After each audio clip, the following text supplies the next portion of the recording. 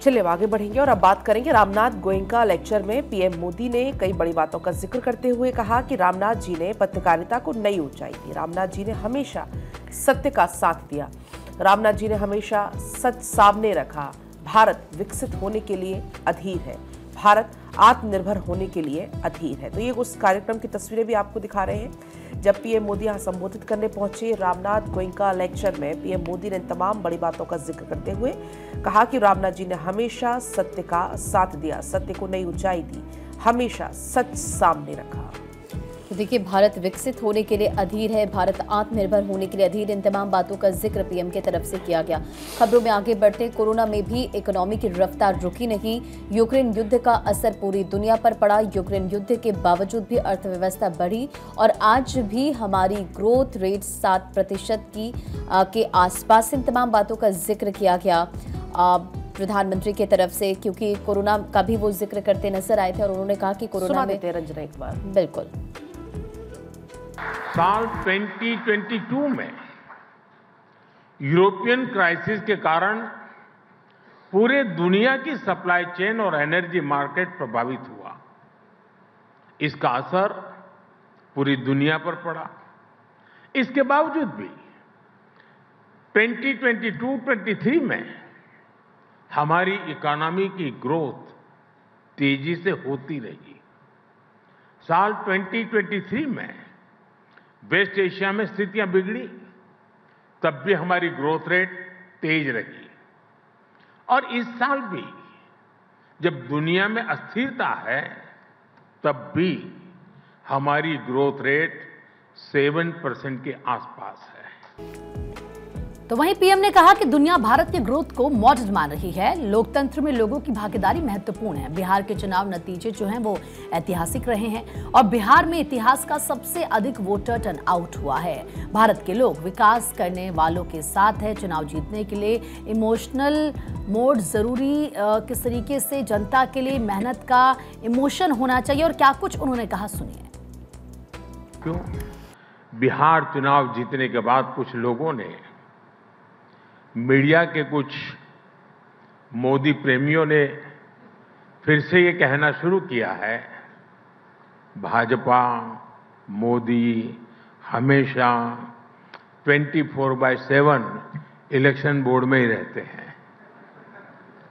मैं समझता हूं चुनाव जीतने के लिए इलेक्शन मोड नहीं, 2400 घंटे इलेक्शन मोड में रहना जरूरी होता है। इमोशनल मोड में रहना जरूरी होता है, इलेक्शन मोड में नहीं।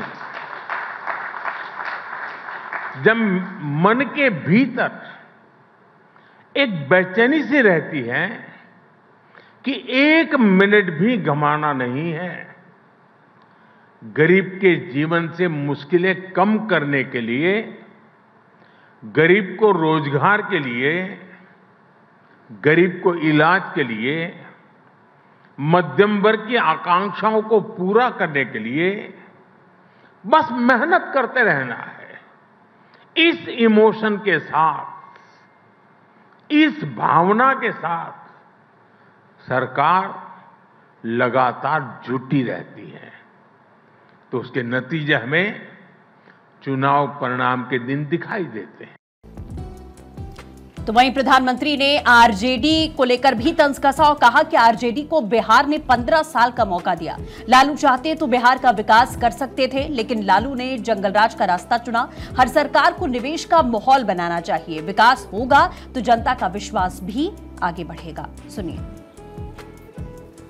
बिहार के नतीजे हमें ये सबक देते हैं कि आप आज किस तरह की सरकार चला रहे हैं। ये आने वाले वर्षों में आपके राजनीतिक दल का भविष्य तय करेंगे।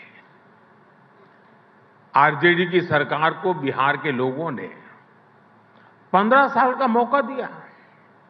लालू यादव जी चाहते तो बिहार के विकास के लिए बहुत कुछ कर सकते थे, लेकिन उन्होंने जंगलराज का रास्ता चुना।